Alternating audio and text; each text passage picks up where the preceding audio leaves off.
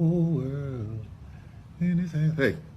Hey, I'm just sitting here on my porch just looking. What am I looking at?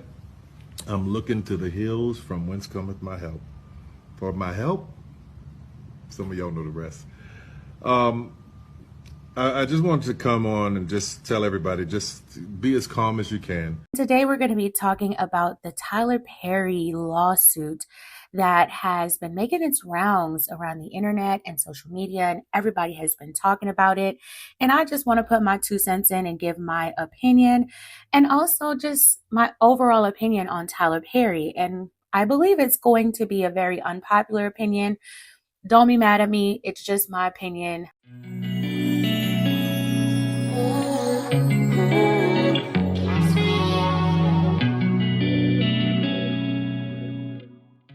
What's up, guys? Welcome back to my channel. My name is Jaleesa, and this is Jaleesa Unfiltered. Before we get into it, please go ahead and subscribe to my channel.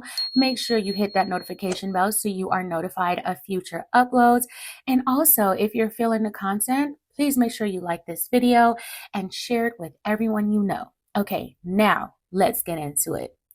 So Tyler Perry, billionaire filmmaker, media mogul, and the man behind Madea, is facing the biggest public reckoning of his career. A $260 million lawsuit just dropped with allegations of SA, harassment, and abuse of power. And it's reopening an old conversation. Because for years, critics and fans have been split on Tyler Perry's work, including me. Is he a cultural icon or a creative stuck in his own formula? And now, with serious allegations on the table, people are reevaluating more than just his storytelling. The man accusing Tyler Perry is actor Derek Dixon, who appeared in Perry's BET show The Oval. According to the lawsuit filed in June 2025, Dixon claims Perry SA'd him, sent inappropriate texts, and threatened to destroy his career when he resisted. He says it started back in 2019 and it escalated through 2023, even causing him to develop PTSD. Now he's suing for a staggering $260 million. Tyler Perry's legal team, of course, is denying everything, calling the lawsuit a complete fabrication and a cash grab. They're already preparing to fight back in court. No criminal charges have been filed as of now, and it's important to remember these are still allegations, not proven facts, but this case is shining a light on something deeper, okay? For years, Perry's work has been controversial. To his fans, he's a legend, a man who created a space for Black stories, Black actors, and Black ownership in Hollywood. But to his critics, like me, his movies and shows are full of tired tropes, exaggerated trauma, and to me, one-dimensional characters. Fans love that he puts the church, family, and faith front and center. They say his stories feel real because they live that pain. His fans would say, hey, he built a studio. He gave Black actors consistent work and became a billionaire doing it his way. But the complaints are also loud too. No writer's room, sloppy dialogue, stereotypes of angry Black women, and abusive men. Some say Perry's empire was built on trauma and repetitive plots, and I could not agree more. The lawsuit and the criticism may not seem connected at first, but they are, in my opinion, because they both ask the same question. What happens when power goes unchecked, whether it's creative control or personal behavior? Where is the line between influence and responsibility? Now, what I or anyone else cannot take away is that Tyler Perry is still one of the most successful Black creatives of all time.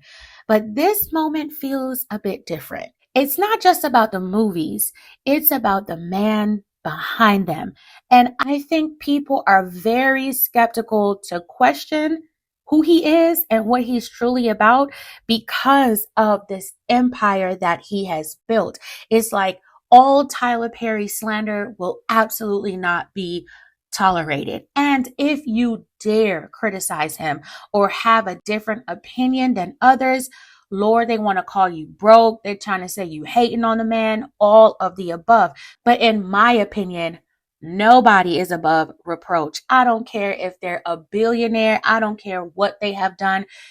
I just don't believe that, he's above the criticism. And for the first time in a long time, people aren't just asking if they like Tyler Perry's work. They're asking if they trust Tyler Perry at all. My personal opinion, which may be a very unpopular opinion, is no. Tyler Perry is not to be trusted. I personally am not a fan of Tyler Perry. Now, back in the day, in the early 2000s, when I first moved to the States, I got introduced to his stage plays. I thought they were funny, but granted, I was like 12, 13 years old. I didn't know any better. But as I grew into adulthood, his TV shows and movies just started rubbing me the wrong way. I just stopped finding them entertaining. Like I mentioned before, they were always so traumatic with a dash of what some would call faith and humor, but something just felt off to me. To me, he preys on the trauma and the mental health of Black women and Black families in a way, to me, that just doesn't shed a positive light. It doesn't promote healing, in my opinion. And I get it. There's so many of us that can relate to one or two or several of his characters. But I just feel like, man, this is a lot. Can we get something different? And to me, the only time we ever saw something a little bit different from Tyler Perry was like when he did the movie Madea's Witness Protection with the white family. And I didn't see the type of trauma in that movie compared to all the other ones. And I also kind of always wondered about what Tyler Perry's real motive is.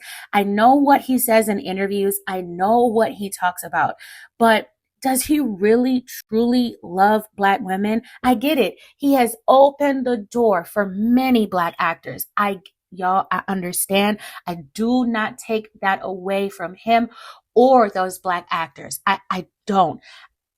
Look, my point is, behind all of that, because there's so many people that do a lot of good things, but behind closed doors, behind the scenes, are they using their philanthropy? Okay. Are they using their so-called good morals to hide and cover something up?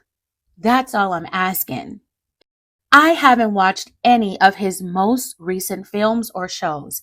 And I know to some people, Tyler Perry is an icon. Some people look up to him when it comes to acquiring wealth and building an empire. But just because he has money and power, like I said before, it doesn't mean he should be above reproach. Y'all remember that episode from the show Boondocks? The Winston Jerome episode where it was allegedly about Tyler Perry and Tyler Perry ended up getting it removed from cable television? Yeah. While it may have been a bit exaggerated, with this current lawsuit against him and some past speculations, that episode may have exposed a truth some may not be willing to accept. Did that episode show his alleged preference while using Christ and the church as his mascot to draw in one of the biggest demographics in America, the Black Christian church? Now, Tyler's preference is his personal business, y'all. But mixing business with pleasure can eventually bring down an empire. And I'm afraid with these allegations and the text messages that have came with the lawsuit, pointing to some type of, alleged misconduct, I don't know. Could this potentially, hurt him in the long run, even if they end up settling out of court? Because could his reputation be in trouble? Honestly, I don't think so, because there have been so much speculation, like I said, about Tyler Perry and what he's really about, and people just seem to ignore that, and they flock to him and his projects like they're golden, but Hey, this is just my opinion. What do I know? Y'all might try to call me broke and a hater and all those things in the comments, but this is just my opinion. Tyler Perry don't know me and I don't know that man personally. I'm just giving my personal opinion on this matter. But I want to know what you guys think.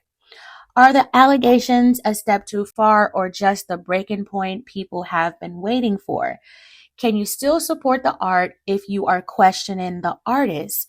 Let me know your thoughts in the comments. Now be respectful, but be real.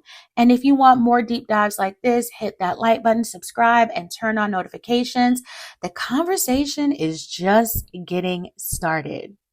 All right, JU fam, that's it for this video. Thank you guys so much for tuning in. I see y'all in the next one. Peace.